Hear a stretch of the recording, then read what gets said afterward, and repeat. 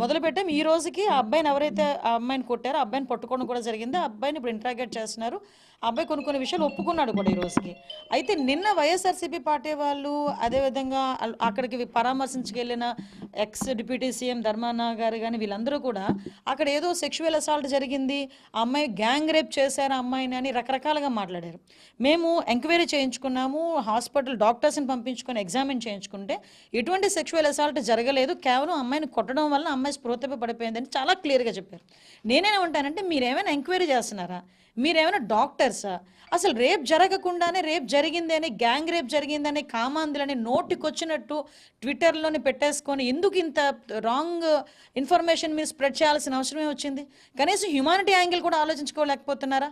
ఆ అమ్మాయి మీద ఎటువంటి సెక్షువల్ అసాల్ట్ జరగకుండానే అమ్మాయి మీద సెక్షువల్ అసాల్ట్ జరిగిందని చెప్పి మీరెవరు అక్కడ కన్ఫర్మ్ చేయడానికి? ఆ అమ్మాయి పరిస్థితి ఏంటి రేపొద్దున్న? ఆ కుటుంబం పరిస్థితి ఏంటి?